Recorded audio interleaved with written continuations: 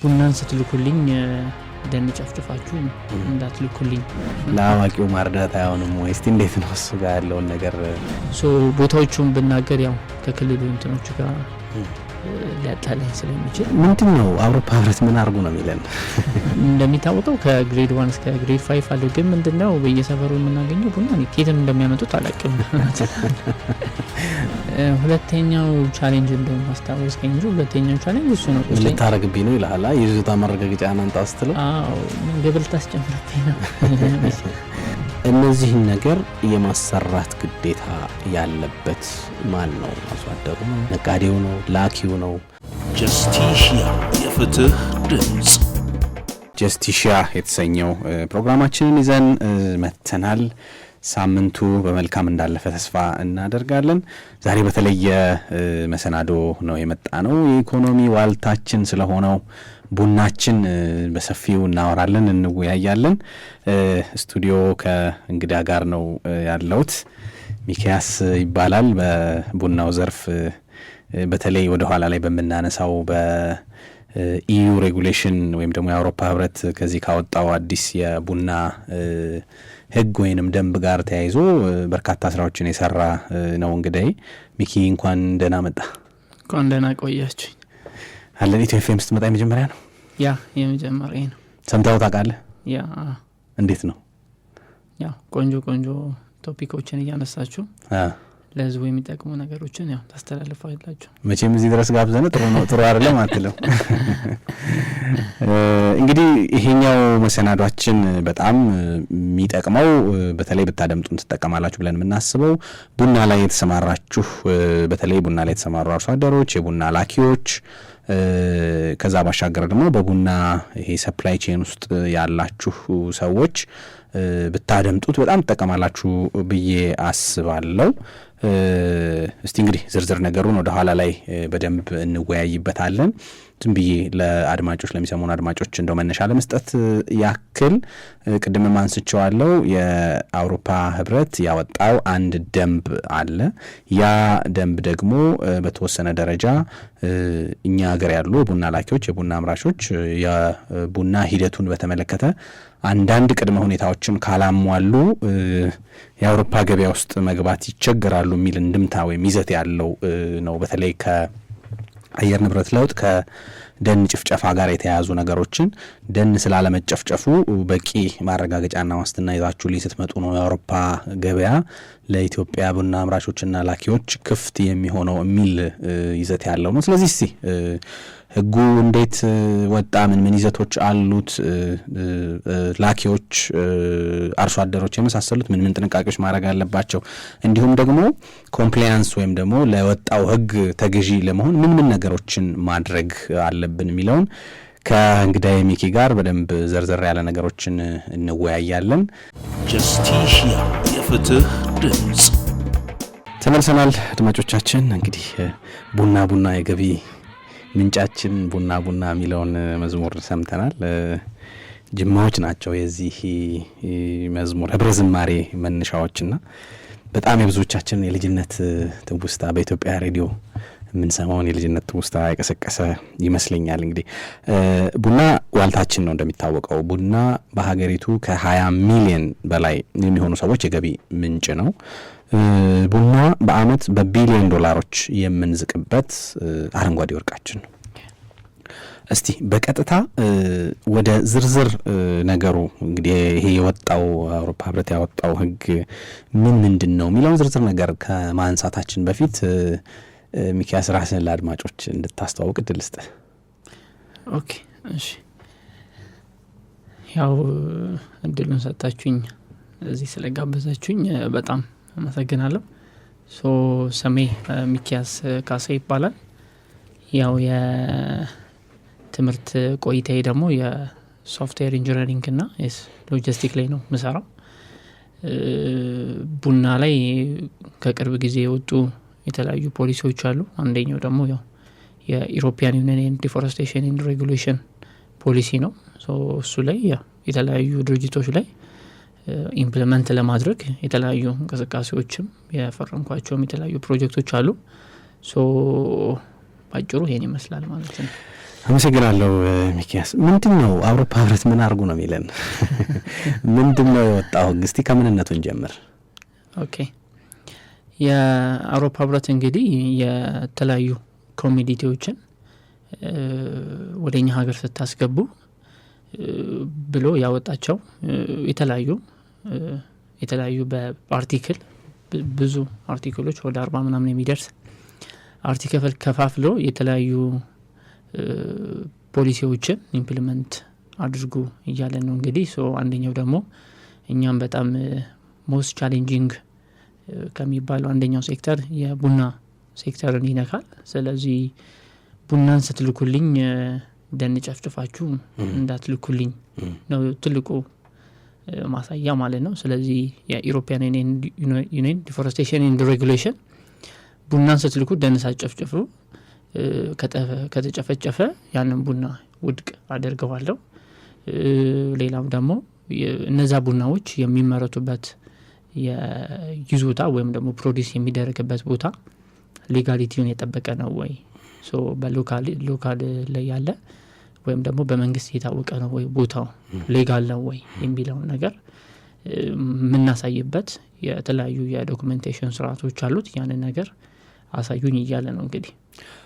በጣም ጥሩ። እንደው ግብዝ አልሆነም ወይ የአውሮፓ ህብረት ያወጣው ህግ ብለው የሚያነሱ አንዳንድ ሰዎች አሉ። በዚህ ዙሪያ የተጻፉ አንዳንድ አርቲክሎችን ለማንበብ ጥረት ሳደርግ እንግዲህ ዛፍ ከሌለ ደን ከሌለ ቡና የለም።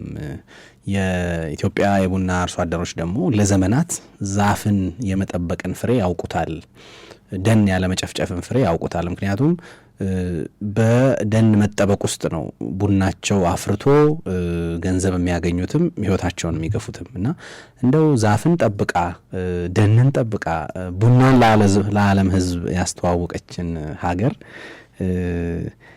ማን ነው? ደን አትጨፍጭፊ፣ ደን ጨፍጭፈሽ ከሆነ የምታመጪልኝ አልቀበልም ማለት እንደው ለአዋቂው ማርዳት አይሆንም ወይ? እስቲ እንዴት ነው እሱ ጋር ያለውን ነገር እናንሳ። ኦኬ ያው እንግዲህ ለኢትዮጵያን ገበሬዎች ይሄ ነገር ያው መንገር ትንሽ ሊያስቅ ይችላል። ግን ምንድነው ከቅርብ ጊዜ ወዲህ ትንሽ የሚያስፈሩ ነገሮች አሉ። ያው የዲፎረስቴሽን የሚጠቃ ቦታዎች አሉ በተለያዩ የኢትዮጵያ ክፍለ ሀገሮች ላይ ማለት ነው።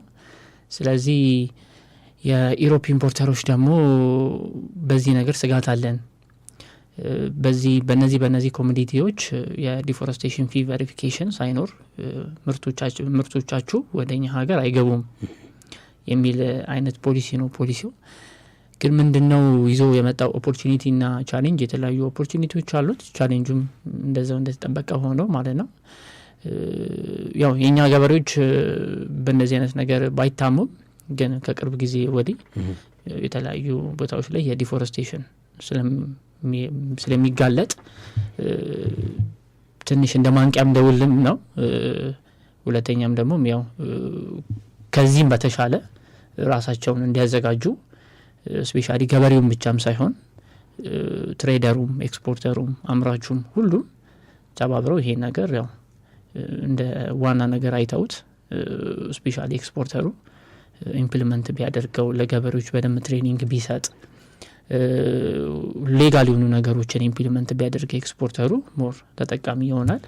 ሁለተኛ ደግሞ ምንድነው ኳሊቲን በደንብ ቼክም ያደርጋል በዛው። ስለዚህ እድሎቹም አሉት፣ ስፔሻሊ እድሉ ይበዛል ብዬ አስባለሁ።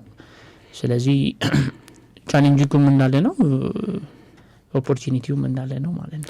እንደው ምን ቦታዎች ላይ እንግዲህ በስራ አጋጣሚም ብዙ ፊልድ ወይ የመስክ ጉብኝቶችን የማድረግ እድል ስላለ እንደው ምን ቦታዎች ለዲፎረስቴሽን ወይም ደግሞ ለደን ጭፍጨፋ የተጋለጡ ናቸው ብለን ማንሳት እንችላለን? ቢካዝ እንደው እውነት የተጋለጡበት እድል ካለ ያው የሚመለከተውም አካል መረባረብ ግዴታ ስላለበት ማለት ነው። እስቲ በአንተ መልከታ ጥቂት ነገር እንበልና ወደ ቀጣይ ጥያቄ ሄድላለሁ። ኦኬ የዲፎረስቴሽን ቬሪፊኬሽን ከመስራታችን በፊት ምን እናደርጋለን? ከየቀበሌው ዳታዎች ይሰበሰባሉ። አሁን ለምሳሌ የኢዩዲአር ኮምፓይለንስ መሰረት የሚሰበሰቡ የኢዩዲአር የኮምፓይለንስ አስሪቤቶች አሉ። እነዛ እስር ቤቶች አንደኛው የገበሬው የእርሻ ቦታ ነው። ሁለተኛው ደግሞ የፕሮዲሰሩ ወይም ደግሞ የገበሬው አምራቹ ሌጋል የሆኑ ዶክመንቶችን የሚያሳይ ዶክመንቶችን እንሰበስባለን። እነዚህን ክሮስ ቼክ ከተደርጎ ዲፎረስቴሽኑ ቼክ ሲደረግ የተወሰኑ ቦታዎች የሚያሳዩ ወይም ደግሞ እንደ ሬድ ፍላግ የሚያሳዩ ቦታዎች አሉ። ቦታዎቹን ብናገር ያው ከክልሉ እንትኖች ጋር ሊያጣላኝ ስለሚችል እንለፈው ችግር የለውም። ምንድነው ትርጉሙ? እንግዲህ እኛ ቡና ጠጪዎች ነን፣ ቡና ተጠቃሚዎች ነን። ይሄ የወጣው መመሪያ ወይንም ደንብ ከእያንዳንዳችን ቤት የሚያንኳኳ ነው ወይ? ለምሳሌ ከቡና ጥራት አንጻር ጥቅም አለው ወይ? የሚያመጣው ጥቅም አለው ወይ? በአንዳንድ በኩል ደግሞ ይሄ ተጨማሪ ቢሮክራሲ ነው። ስለዚህ ቡና አምራቾች ቡናው ተመርቶ እስከ ኢንድ ከስተመሩ እስኪደርስ ድረስ ያለው ቼን የሚወጣውን ኮስት ወይም የሚወጣውን ዋጋ ስለሚጨምር ኢንድ ከስተመሩ ላይ እኛ ተጠቃሚዎቹ ላይ ሲደርስ የዋጋ ከፍ የማለት ነገርም ሊያመጣ ይችላል ብለው የሚያነሱ አንዳንድ ሰዎችም አሉና እስቲ ምንድነው ይሄ ህግ መውጣት ለቡና አምራቾች ምንድነው፣ ለአርሶ አደሮች፣ ለላኪዎች ምንድነው፣ ለሻጮች፣ ለተጠቃሚዎች እኛ ድረስ እስኪደርስ ምን እንደምታ አለው የሚለውን ጥቂት እናንሳ። ኦኬ እሺ።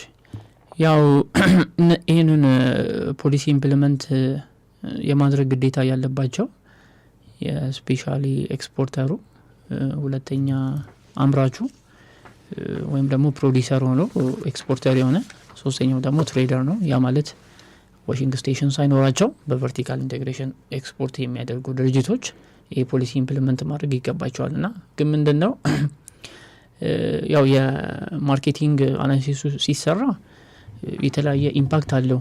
አሁን ለምሳሌ አሁን ቡና እንግዲህ አንድ ቡና ስንት ብር ገብቷል? 80 ብር።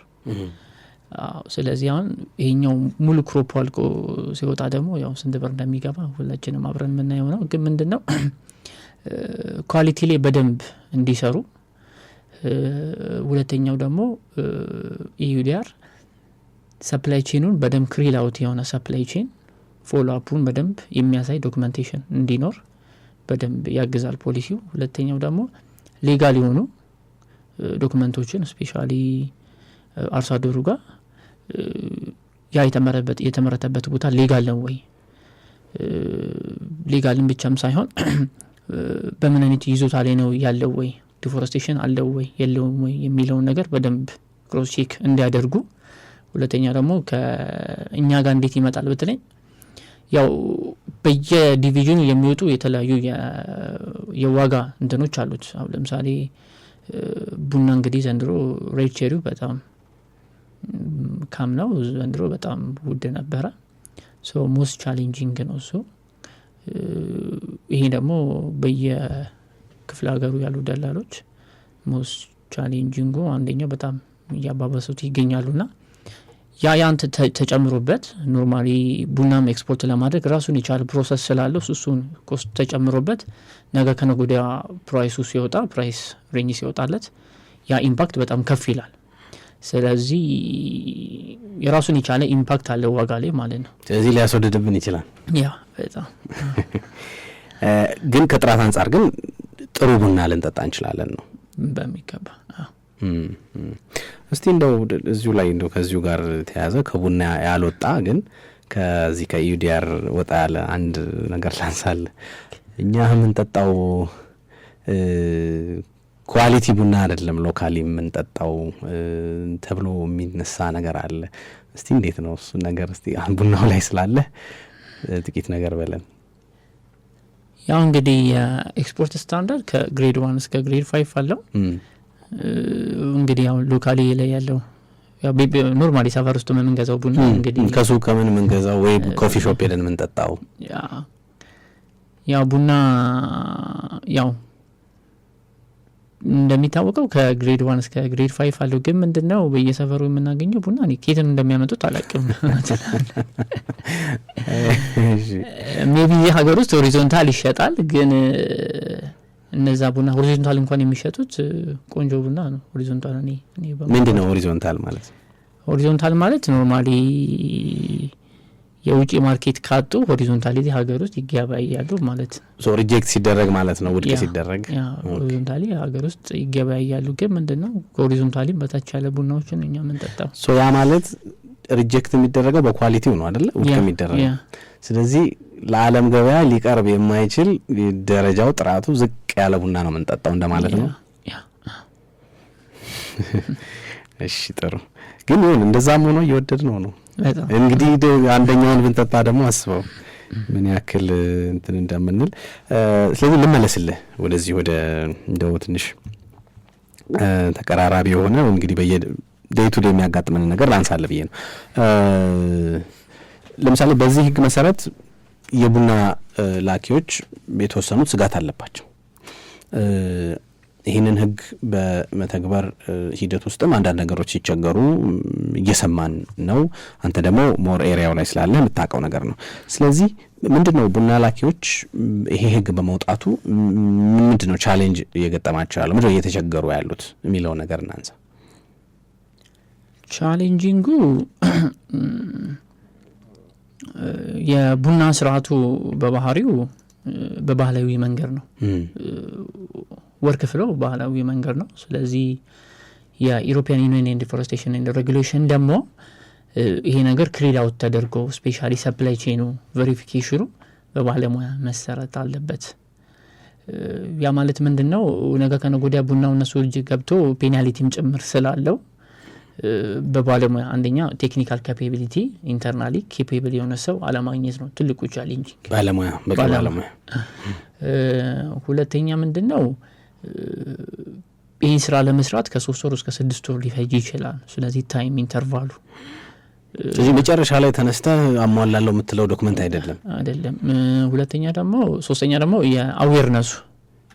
የአዌርነስ ማለት አዌርነሱ የሚጀምረው ኬት ነው ኖርማሊ ፖሊሲውን በደንብ አንደርስታንድ ማድረግ ያለበት ኤክስፖርተሩም ቢሆን ታች ገበሬውን ድረስ ያለውን አዌርነስ ኖርማሊ ትልቁ ስራ የሚጠብቀው መንግስትም ቢሆን ኤክስፖርተርም የራሳቸውን ድርሻ መውሰድ አለባቸው አርሶ አደሮችን ማሰልጠን አለባቸው ቡናቸው በእንደዚህ አይነት ሪኳየርመንት ነው ፕሮዲስ ማድረግ ያለባቸው ደን መጨፍጨፍ የለባቸውም የሚሉ የተለያዩ የሎካሊ ላይ ያሉ የፋርመር ግንዛቤዎችን መፍጠር መቻል አለባቸው ሁሉም ኤክስፖርተር ያው ኢትዮጵያ ውስጥ እንግዲህ ወደ 930 ምናምን ሜቢ ካልተሳሳትኩ ኤክስፖርተር አለና ሁሉም ኤክስፖርተር የራሱን ድርሻ ቢወጣ ስራውን ቶሎ ኢምፕሊመንት ይደረጋል ሶ በኢትዮጵያ ቡናና ሻይም ስራዎች እየተሰሩ ነው ስፔሻሊ የትሬሲቢሊቲ ፕላትፎርምን ቢውል እየተደረገ ስለሆነ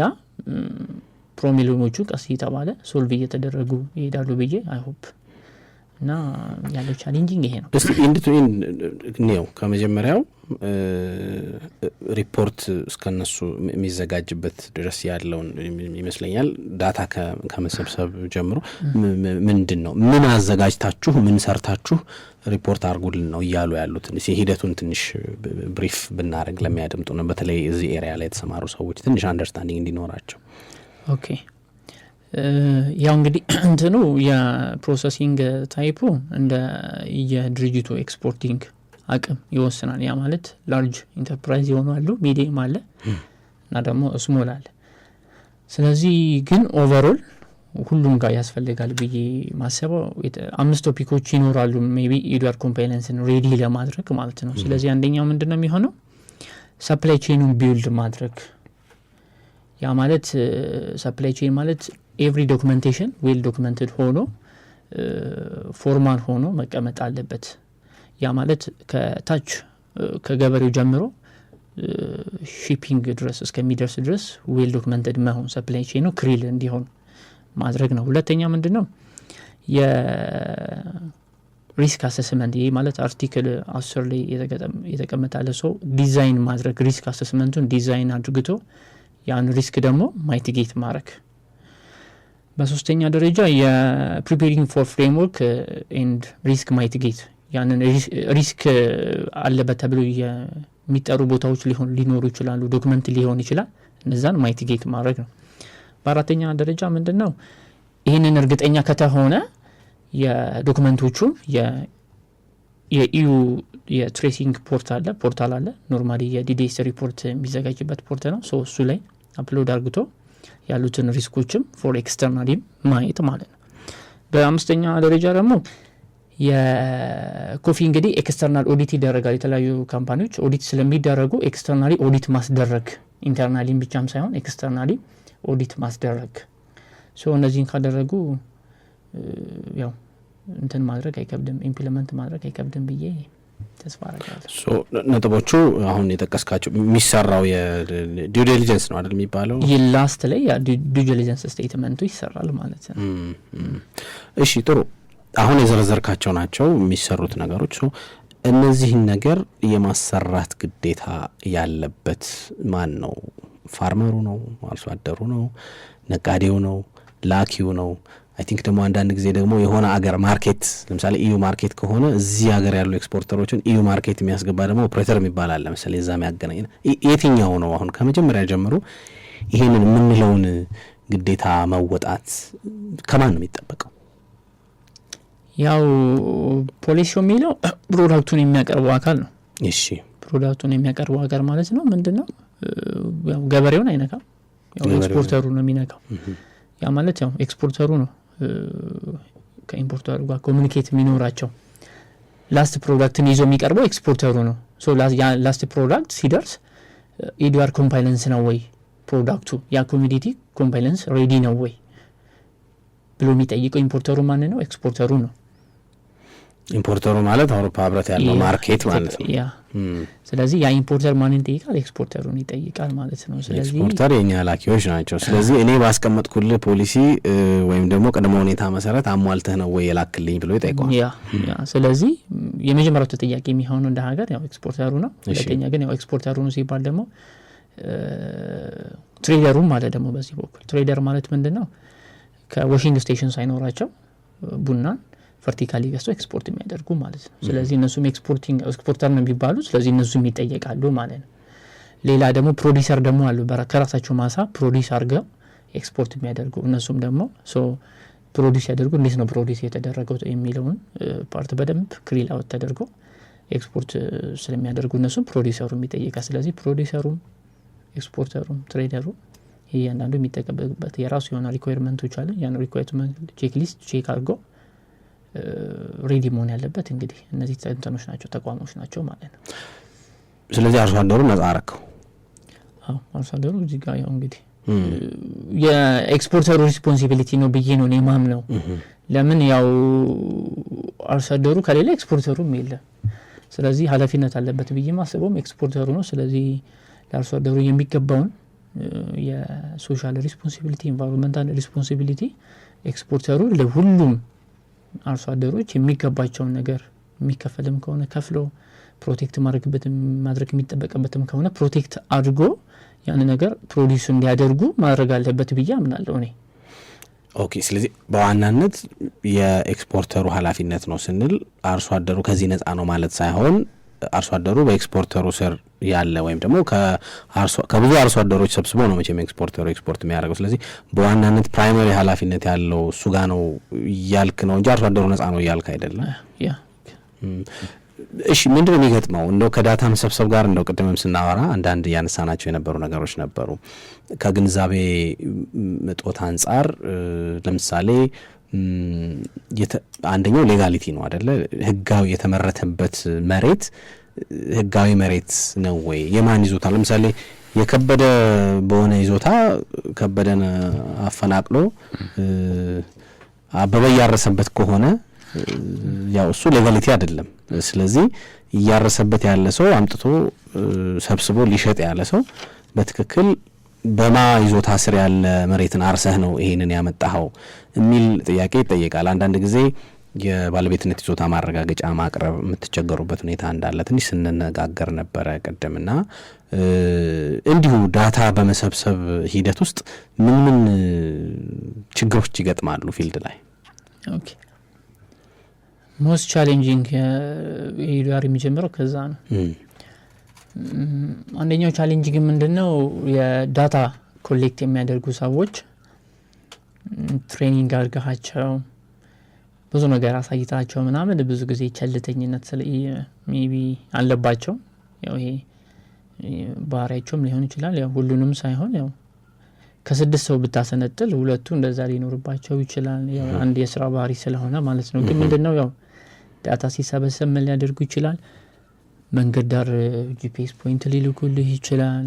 ከኛ ሀገርም ውጪ ኬንያም ኡጋንዳም ሊያሳይ ይችላል። ጂፒኤስ ፖይንቱ ኦቨርላፕ ሊያደርግ ይችላል። ይቅርታ ላቋርጥ፣ ጂፒኤስ ፖይንት ምንድን ነው?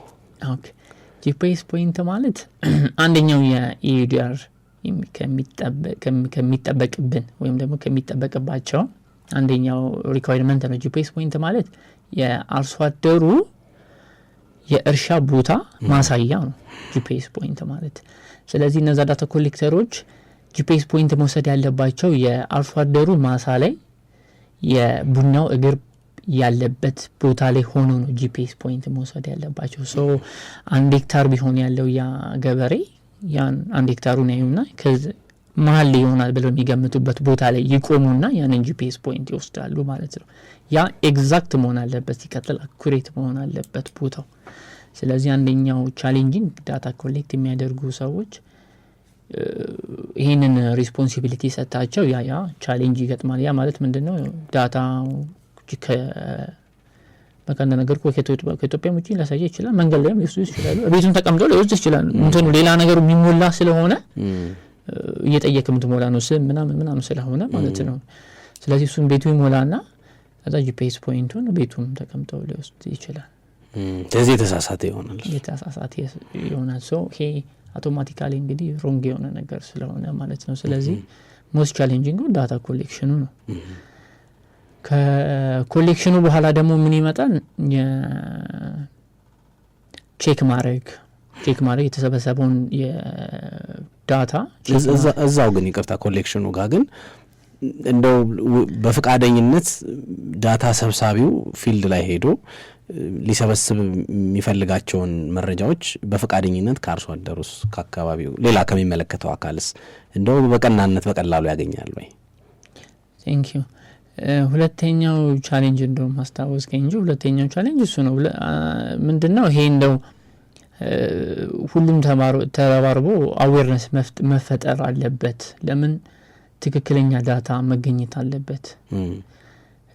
ሮ ዳታ ትክክለኛ መሆን ስላለበት ማለት ነው። ስለዚህ ገበሬው ጥያቄዎች ሲጠይቅ ትክክለኛ መልሶችን ላይሰጥ ይችላል፣ መረጃ ሊደብቅ ይችላል።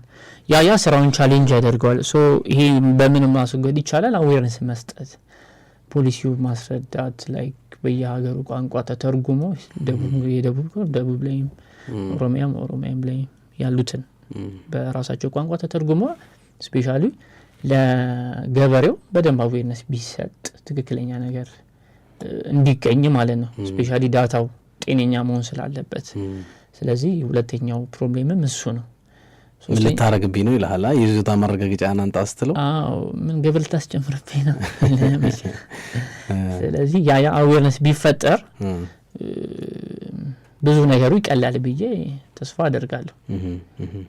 ያው በሶስተኛ ደረጃ ደግሞ ያው የተሰበሰበውን ዳታ ቼክ ማድረግ፣ ቬሪፋይ ማድረግ፣ እያንዳንዱን ፖይንቶች ቼክ ማድረግ፣ ሰፕላይ ቼኑን ክሪል አውት የተደረገ ሲስተም ቢውል አድርጎ እዛ ላይ ማስገባት፣ እነዚህ ራሳቸውን ኢንተርናሊም ኬፔብል የሆነ ሰው ማግኘትም በሙያው በዘርፉም እንደሚያሉ ልጆች ትንሽ ስለሆነ እነሱን ልጆች አዌርነስ በደንብ ሰጥቶ ለኢንተርናል ሰው ኬፔብል እንዲሆን ማድረግ ያ ሞር ቻሌንጂንግ ነው። እስከ ገጠመኝ እነዚህ ነገሮች ቻሌንጂንግ ናቸው። ስለዚህ ቻሌንጂንግ ያለው ከታች ዳታው ቬሪፋይድ ተደርጎ ሪፖርት ውስጥ ከሚቀርብበት ድረስ ያለው ድረስ እንትን አለ፣ ቻሌንጂንግ አለ። ለምን ያው ለሁላችንም አዲስ ነው ፖሊሲው። ስለዚህ ያው አሉ ቢያንስ የተወሰነ ፈርዘር የሄዱ ሰዎች አሉ፣ ጥሩ ፐርፎርማንስ ያላቸው ጥሩ ቴክኒካል ኬፔብል የሆኑ ሰዎችም ስላሉ እነሱ በደንብ ባለሙያ እንዲያፈሩ እንግዲህ የበኩላቸውን አስተዋጽኦ ቢያደርጉ መልካም ነው ብዬ አስባለሁ። በጣም ጥሩ። እስቲ አንዳንዱ መረጃ ሀሰት ይሆናል ብለናል። ለምሳሌ የጂፒኤስ መረጃው ሲመጣ አስፋልት ሊያሳይ ይችላል ብለናል። አንዳንዱ ደግሞ ከሀገር ውጭ ሁሉ ሊያሳይ ይችላል ጂፒኤስ መረጃው ብለናል። እንደው ሐሰት የሆነ ሮዳታ ወይም ጥሬ መረጃን ተመስርቶ እናንተ የምትሰሩት ዲው ዲሊጀንስ ተሰርቶ እንደተባለው ላኪው አውሮፓ ገበያ ላይ ላከው እንበል። ከዛ በኋላ አሁን ያልካቸው ነገሮች የሚያሳየውም ቦታውም ሌላ ነው፣ ሐሰት መረጃዎች ተገኙበት እንበል።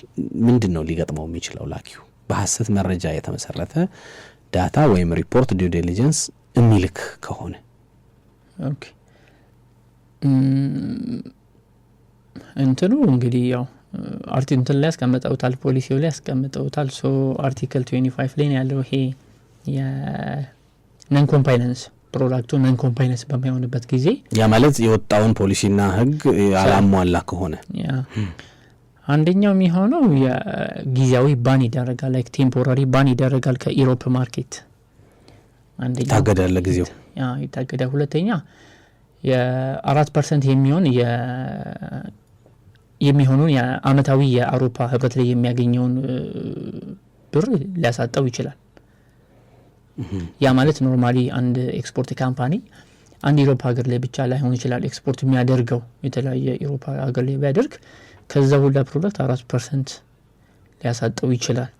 ያ ማለት በጣም በዶላር ሲታሰብ በጣም ብዙ እንትን ነው። ስለዚህ በጣም መጠንቀቅ አለበት። ሌላኛው ውርስ ነው። ፕሮዳክቱ ሊወረስ ይችላል። ሌላኛው ደግሞ አንዳንድ ኢምፖርተሮች የሚያደርጉት የገንዘብ ድጋፍ አለ። ያንንም ፈንዲንግ ያሳጣዋል ማለት ነው። ያው ከኤክስፖርተሩ ከኢምፖርተሩ ሳይድ ለሎካል ፋርመሮችም ለአንዳንድም ያሉትን ነገሮች ለማሳለጥ ሰፖርት የሚደረጉ ገንዘቦች አሉ። እነዛን ገንዘቦች ፈንዲንጎች ሊያሳጣው ይችላል። ስለዚህ በዋናነት 4 ኮንሲኩዌንስ አለው ነን ኮምባይለንስ በማይሆንበት ጊዜ ማለት ነው። ሰው አንደኛው ምንድነው ባን ነው፣ ሁለተኛው ፈንዲንጎችን ያሳጣል፣ ሶስተኛው ውርስ ነው፣ አራተኛው ደግሞ 4% የሚሆነውን የአመታዊ የአውሮፓ አጠቃላይ ገቢውን ሊወሰድበት ይችላል። 4% ማለት ነው። ፈንዲንግ ስትል የቡና አርሶ አደሮች ፈንድ የሚደረጉበት እድል አለ ማለት ነው ወይስ ኤክስፖርተሮች ናቸው ፈንድ የሚደረጉት? እንዴት ነው? ያ ምንድነው ፈንዲንጉ? ኢምፖርተሩ ለኤክስፖርተሩ ነው ፈንዲንጎች። አንዳንድ ሰፖርቲቭ እንትኖች ይለቃሉ፣ ፈንዲንጎች ይለቃሉ። ሶ ያ ፈንዲንጎች ለምን ይውላል? ለቡና ችግኝ ለማፍላት፣ አንዳንድ የሶሻል ሪስፖንሲቢሊቲዎችን ኤክስፖርተሩ እንዲወጣ ለማድረግ ያን ሰፖርት እንዲያደርጉ ፈንድ ያደርጋሉ። ተቀባዩ ሀገራት ናቸው ወይም ደንበኞች ናቸው ለኤክስፖርተሩ ለላኪው የሚሰጡት ማለት ነው። ሶ እነሱን ሊያሳጣው ይችላል ማለት ነው። ስለዚህ ባይ ዲፎልት ማንን ይነካል? ታችም ያሉትንም ገበሬዎችን ይህን ነገር ሊያሳጣው ይችላል ማለት ነው። ያው እንግዲህ ክሱ ካላገኘ እነሱም አያገኙ ማለት ነው። ሶ እነዚህ ሁሉ ውጤቶች ስላሉት እንግዲህ ላኪዎች ከፍተኛ ጥንቃቄ አድርገው አውሮፓ ማርኬት የሚልኩ ማለት ነው ጥንቃቄ አድርገው በሚገባው በተገቢ ባለሙያ አሰርተው መላክ ይኖርባቸዋል ማለት ነው። ለመሆኑ ይሄ ህግ ተግባራዊ መሆን ጀምሯል ወይ የሚለውን ላንሳለ። ኦኬ እንደነገርኩ 3 ካፓሲቲ ያላቸው ኤክስፖርተሮች አሉ። ኖርማሊ ላርጅ አለ፣ ሚዲየም እና ስሞል አለ። ለሚዲየም እና ለስሞል ያ ፖስት ፖንድ ተደርጓል ለ2027። ለላርጆቹ ግን አሁን 2026 ላይ ነው እንግዲህ ኢምፕሊመንት እንዲያደርጉ ፖሊሲው የሚያስገድደው። ስለዚህ ያው ጀምሯል። ለሁለተኛ ጊዜ ነው ፖስት ፖንድ የተደረገው። ያው ተራዝሟል። ስለዚህ ቀጣይ ያራዝሙታል ብዬ ተስፋ አላደርግም። ያው ግዴታ ነው ለሚዲየሙም ለስሞሉ ማለት ነው። ስለዚህ አሁን እስከ መቼ ነው የተራዘመው? እስከ 2027 በእኛ 2019 ማለት ነው። አሁን 2018 ነን፣ ቀጣይ ማለት ነው 2019። ስለዚህ 2019 አይ ቲንክ ጁን ላይ ነው መሰለኝ፣ ሰኔ ድረስ ነው መሰለኝ አይደል? ሰኔ ድረስ ነው። ስለዚህ ሰኔ 2019 ድረስ።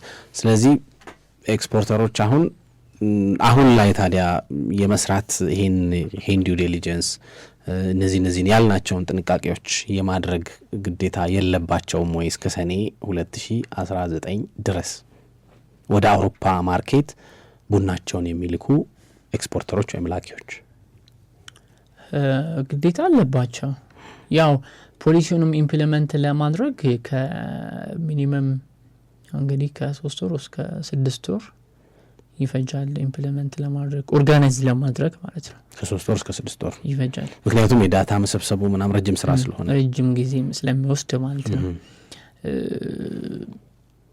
ቴክኒካሊም ኬፔብል ሰው ቢውልድ መደረግ አለበት። ኢንተርናሊ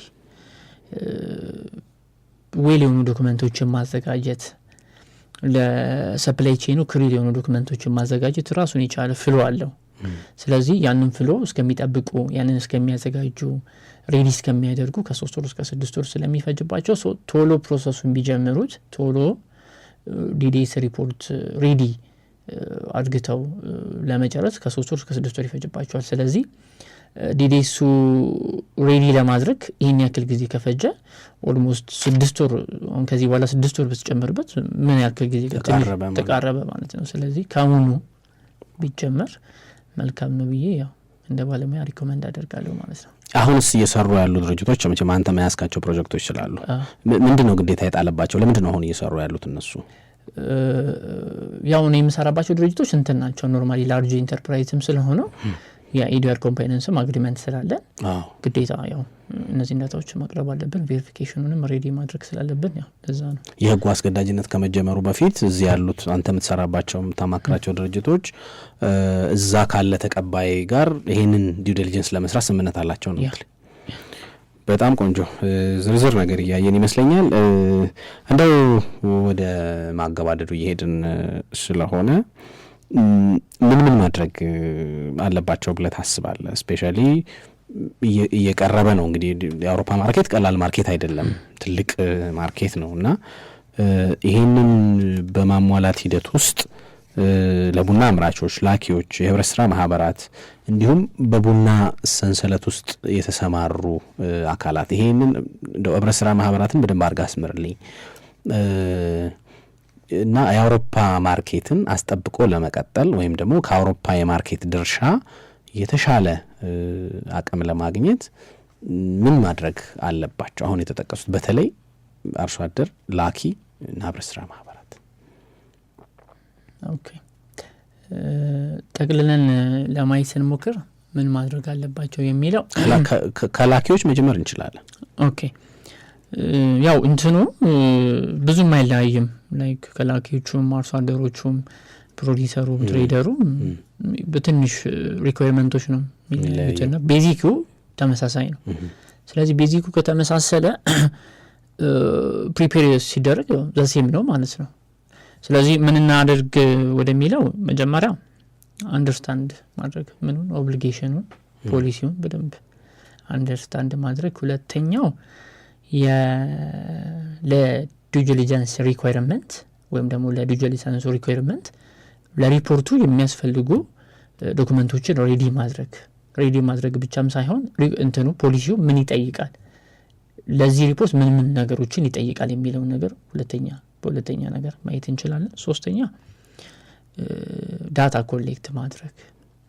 ዳታ ኮሌክት ሲባል የኢዲአር ኮምፓይለንስ የራሱን የቻለ አክቲቪቲ አለው። በዛ መሰረት ዳታ ኮሌክት ማድረግ፣ ቼክ ማድረግ ዳታውን። በአራተኛ ደረጃ የሪስክ አሰስመንቱን ፐርፎርም ፎር ሪስክ አሰስመንቶችን መስራት። ሪስክ አሰስመንቱ ቼክ ሊስቶች ራሱ ኢዲአር ስላለው ቼክ ሊስቶቹን ቼክ ማድረግ። ዘን ሪስክ ያለበትን ቦታ ፎር ሪስክ ማይቲጌሽን ኤንድ ስትራቴጂ ማድረግ። ሪስክ ማይቲጌት ኤንድ ስትራቴጂ እናደርጋለን። ላይክ የሪስክ ያለበትን ኤሪያ ወይም ዶክመንት ማይቲጌት ለማድረግ ሬዲ ማድረግ ወይም ደግሞ እነዛ ነገር መቅረፍ። በሌላኛው የመጨረሻው አትዘላ ሰሚት ማድረግ ነው። ላይክ ኢምፖርተር እነሱ ካላቸው ዳታዎቻቸውን ቬሪፋይ እንዲያደርጉላቸው ሰሚት ዲዲኤሱን ሰሚት ማድረግ። በመጨረሻው ምን ይፈልጋል? ኮንቲኒስ የሆነ ሞኒተሪንግ ሪፖርቲንግ ይፈልጋል። አንዴ ተሰርቶ የሚያልቅ ሳይሆን ኮንቲኒስ የሆነ ሞኒተሪንግ ስለሚፈልግ ያንን እንትን ማድረግ ግን ያው ሪኮመንድ የሚደረገው እኔ ሪኮመንድ ማድረገው ምንድነው ይሄ ነገር ፕሪፔር ካደረጉ በኋላ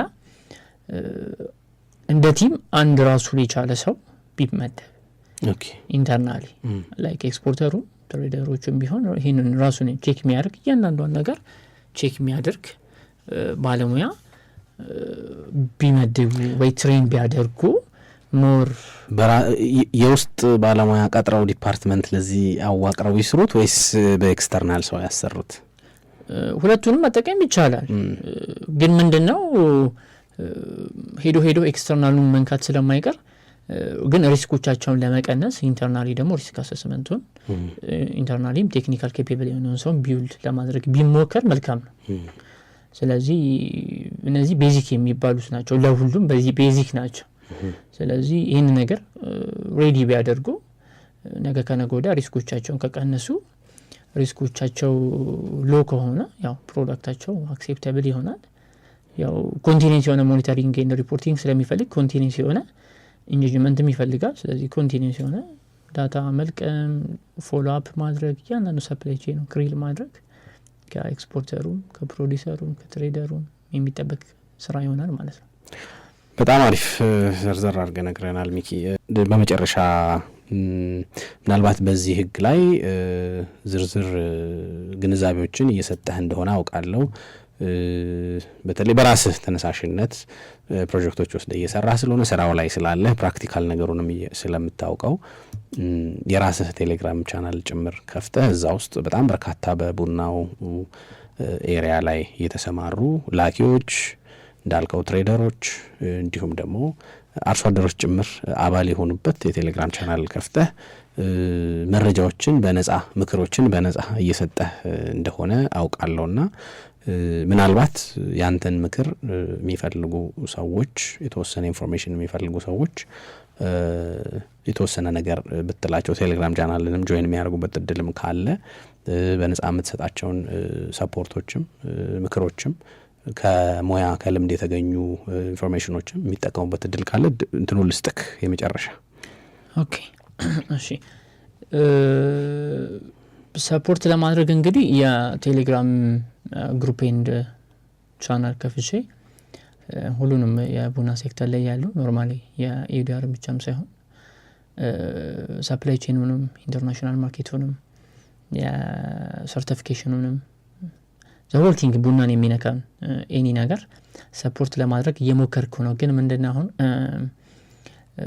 ይሄንን ሬዲዮ ጣባ የሚከታተሉ ሰዎች ኖርማሊ ቴሌግራም ላይ ገብተው የኢዲአር ሰፖርት ብለው ቴሌግራም ሰርች ቢያደርጉ EUDR ስፔስ አድርገው ሰፖርት ቢሉ ግሩፑን ያገኙታል። ለኤክስፖርተርም ለፕሮዲሰርም ለትሬደርም የዳታ ኮሌክሽን አናሊሲስ የዲፎረስቴሽን ፊ ቬሪፊኬሽን እንደ ደግሞ የዲዲኤስ ሪፖርት ለማሰራት የሚፈልጉ እዛው የቴሌግራም ፔጅ ላይ ኮንታክት ማግኘት ይችላሉ። ሶ ይሄንን እድል ቢጠቀሙት ያ እድል ግን እንዴት ነው መጠቀም የሚቻለው? ያው ኦርጋናይዝ የሆነ ዳታ ካላቸው እሰየው፣ ከሌላቸውም ኦርጋናይዝ አድርገው ነው ሬዲ እንዲሆኑ ሰፖርት አደርጋቸዋለሁ። ከሌላቸውም ደግሞ እንዴት አድርገው ፕሪፔር ያደርጋሉ፣ እንዴት አድርገው ኮሌክት ያደርጋሉ፣ ኢንተርናሊም ደግሞ ኬፔብል እንዲሆኑ ትሬን ማድረግ እችላለሁና ቆይቻለሁ። ይሄንን ነገር ፕሮሞት ማድረግ ከጀመርኩኝ ይሄንን እድል ቢጠቀሙበት ይችላሉ። አይ ሆፕ እንግዲህ ወደፊት ኢትዮጵያን ቡናን እንግዲህ ጥራቱን ጠብቆ ለዓለም ገበያ እንዲደርስ ያለችን ትንሽ እውቀት እንግዲህ ለመጠቀም እየሞከረን ነው። ስለመጣ በጣም እናመሰግናለን። በጣም ጥሩ ነገር ነው ያካፈልከን፣ ጥሩ ውይይት አድርገናል። ከተግባራዊ ልምድ እንዲሁም ደግሞ ከንባብ የተገኘ ነገር ነው ሼር ያደረከን። ለምትሰጠው ቀናነት የተሞላው ድጋፍም እንዲሁ የሴክተሩ እንዲያድግ ለምታደርገው አስተዋጽኦም ለማመስገን እወዳለሁ። አይ ሆፕ ድጋሜ ይሄ ነገር ደግሞ የሆነ ሌቭል ደርሶ በተመሳሳይ ኢሹ እንደምንገናኝ ተስፋ አደርጋለሁ። ቴንኪዩ፣ በጣም አመሰግናለሁ። ቴንኪዩ፣ እኔም በጣም አመሰግናለሁ። አድማጮች እንግዲህ እንደተጠቀማችሁ አምናለሁ። ኢትዮኤፍኤም 107.8 የሬዲዮ ሞገዳችን ነው። ጀስቲሺያ መሰናዷችን ነው። ከሚኪያስ ካሳይ ጋር ቆንጆ ቆይታን አድርገናል። በተለይ እዚህ ኤሪያ ላይ ያላችሁ ሰዎች ጥሩ ኢንሳይትፉል የሆነ ወይም ደግሞ ጠቃሚ የሆነ ነገር ያገኛችሁ ይመስለኛል። እኔ አቤል ዘውዱ ከእንግዳዬ ሚኪያስ ጋር ቆይተናል። በስቱዲዮ በቴክኒኩ ልዑል ከኛ ጋር ቆይቷል።